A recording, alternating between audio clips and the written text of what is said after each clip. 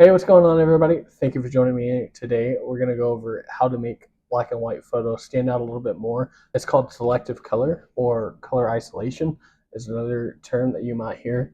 So basically, it's taking a black and white image and making one aspect of it in color. You can use it for really anything to kind of focus your attention towards a certain subject. It's a really good thing to use if you have a composition that's not really that interesting. You can add a little bit more interest to it by narrowing it down. It's also really popular to do with some kind of nature photographies or urban photography, just stuff like that. That's kind of just everyday stuff that you can just kind of make into a little bit more interesting.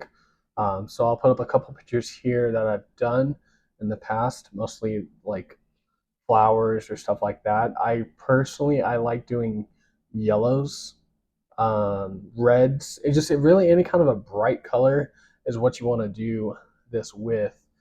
Well, let's jump on in here and I'll kind of show you how we're doing it as we talk. Okay, so here we are in Lightroom. We're going to show with these two pictures right here. So these are kind of just basic pictures, and I chose these because they had a little bit of interesting color that you can add to them. When you're doing this, you want to find the right composition, because like if I were to do it with like you see this fiddle player right here, if I were to do that with him, everything's kind of dark, and so it just doesn't really stand out. There's not any color that I can choose to stand out. Versus over here, I can make this stuff stand out. So you really kind of got to play with that. I prefer doing it, like I said, with lighter colors, yellow, red, light green, orange. Those are kind of the most common ones. You can't really do this with black, white, or gray. I mean, you can, but it's really not going to look any different than just a normal black and white image, because in black and white, you have black, gray, and white. So if you, it's just not going to stand out. You want something that's going to stand out and pop. Um, you can do it with darker colors. I've seen a lot of really good photos with darker colors, but just for my taste, at least, I prefer the smaller, or I'm sorry, the brighter colors like that. So let's go and open this up right here, and we haven't done anything to it, as you can see. It's still pretty bad.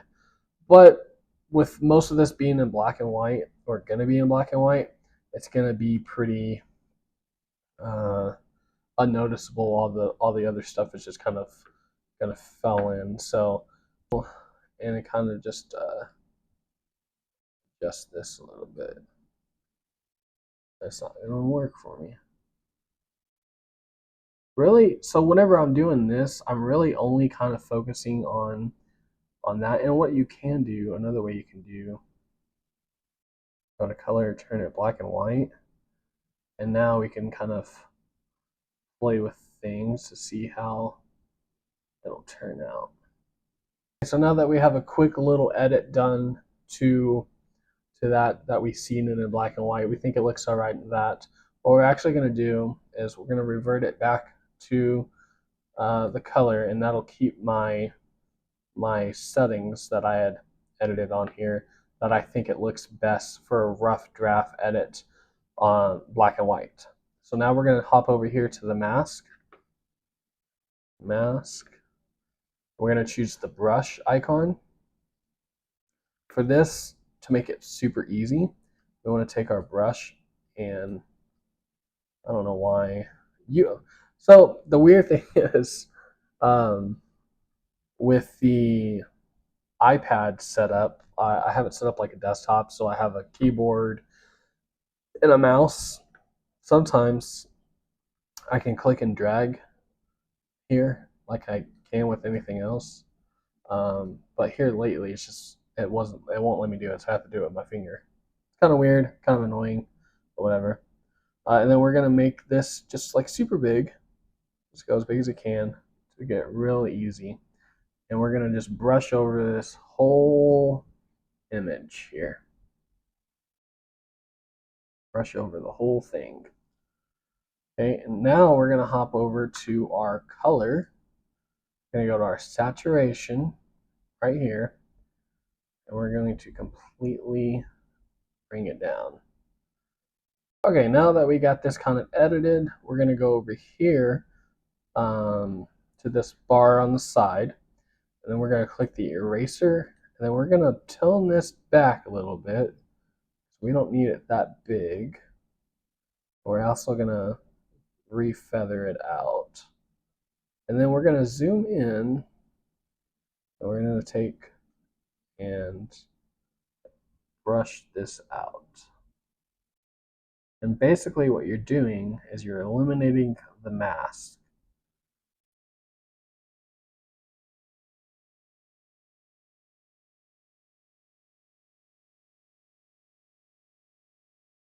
Okay, now I want to go back up here where I missed a spot. Well, I overshot a little bit, so we're gonna go back to the brush, and we'll just fill it back in and get rid of that blue sky in the back there.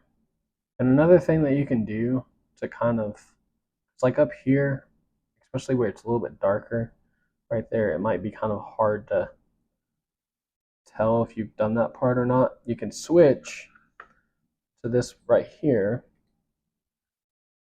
and that basically reverses your mask to where now you're brushing it in.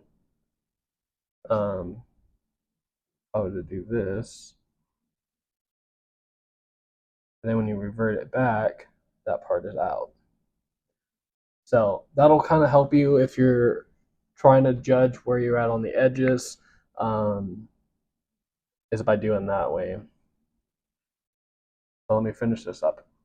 Another tip to do with this is to go in small strokes, because if you mess up, now you can go up here to the back button, hit the back button, and now you just redo that. Whereas if I did this whole thing right here, I got it nice and perfect, and I accidentally did that, now I have to push the back button and it redoes everything. So just a little tip there. And then also, don't be afraid to zoom in on this thing. I mean, just get it really big if you need to. A lot of times, if I'm editing, uh, typically I don't have it on the keyboard stand. I just have it, just the laptop itself, or I'm sorry, just the iPad itself. And I'll rotate the iPad around to give me better uh, angles, or use a stylus, or whatever you got to do.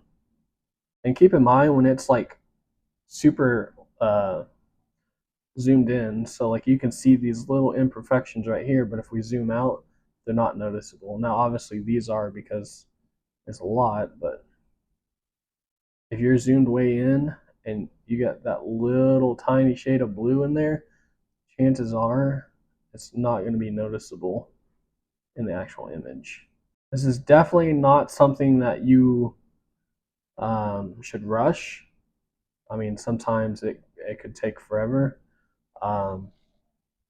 This image right here, I actually took about, I believe, I edited it for about 3 days, maybe, I'd say probably 10, 12 hours of editing maybe. And I mean, it's not perfect, but you gotta spend the time with it. All right, now that that's done, you can kind of play around with the edit here. All right, so now that we're in the main page, we're out of the mask and everything, we're gonna go over here to, I want to make the red pop a little bit more. We'll go down here to color mix, we'll select the red, and then we'll just kind of play around with this a little bit. I'll zoom in here.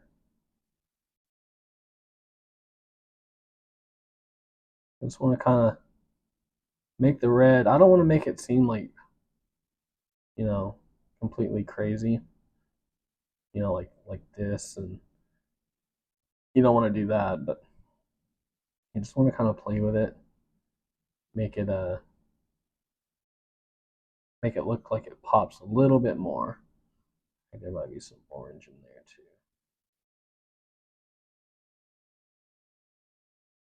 And of course, you could go back and you could do this with a mask by selecting and brushing over that or whatever to change a little bit other, like the lighting and stuff of it. So let's go in here. Let's add a mask. Let's see what my subject says, because sometimes it'll point that as your subject. So it's got, at least it has it in there. So what I want to do is I want to go and subtract from the subject, and we'll just do a brush. We'll brush out all of this to get rid of it.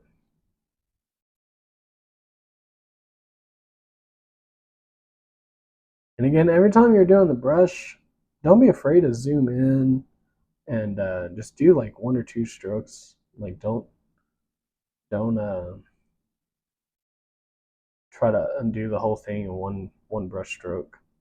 Okay, so for the most part, oh, there's some down here too. Okay, so for the most part, I got that selected. So I'm gonna go over here. I'm gonna zoom in a little bit so I can see what I'm doing, just to make it pop a little bit more. And there we go. I'm gonna do a little bit more tweaking with this, and then I'll show you the final product. But I think this is pretty much all that I'm gonna do with this. I just want to kind of tweak around with a little bit down here, and try to, I don't know, it doesn't look quite that interesting. I want to see what I can do. But yeah, let's hop into the next one. I'll show you one more quick example of how to do this. Okay, so again, this is just a bad photo. I was on a really long road trip, and I pulled over, took a couple snapshots of things I thought was interesting as far as color goes. So we're gonna go over here. Um, Firstly, I want to straighten this. Now I want to custom. I want to get rid of that really bright street. I don't want to even mess with it. So now we got that going. I want to go to the colors right off the bat. I want to hit this yellow, and I want to make it pop a little bit. Not too much, but just a little bit. If you overdo things, then it just looks funny. What I like to do is I love the sliders because I like to be really dramatic with it, and then try to see which direction I want to go with things. It just looks funny. So obviously we're gonna pick this yellow door, and try to see what we can do with that. Okay, now we'll hop over here, mask. Okay, really quick. Brush. You want to get your brush really big. You don't want any feather. You don't really need. I went the wrong way. You don't really need any feather, and then you just want to boom, boom, boom, boom, boom, boom, boom, boom. You want to get that whole thing painted. Okay. And then I'm gonna go to, and then we'll go over to the color, and we're gonna drop the saturation all the way down, turning this to a black and white image. Now we are going to go to the erase tool. We're gonna fix this. I'm gonna go and zoom in on this door. I'm gonna adjust the size of this brush. We're gonna feather it. Maybe, there it goes. And then we're going to simply just erase. Now, if you're doing this on the computer, for whatever reason, you can't detect objects for a mask. But if you're doing this on a computer, then you can just border it, and it'll detect it, and it'll pick up the whole door basically. For whatever reason, it won't let you do that on here. Um, And then we'll have done, and boom, now you have color isolation, um, or color, selective color, I think it's a technical term, with the yellow. Again, it doesn't look the greatest, but these are quick little edits, just a tutorial. Really, I don't use this a whole lot. I think it just looks cool on certain things. Mostly yellow. I really like the yellow look for that stuff, or just red. And it's really, it's not meant to. It's just meant to be something small. So there is one shot that I want to do that incorporates the street lines. I want to do that one in selective color, but other than that, I don't really use this a lot. And I don't do a lot of black and white. I've been doing some here lately, but this is a really cool, interesting way to make your black and white photos just stand out a little bit more.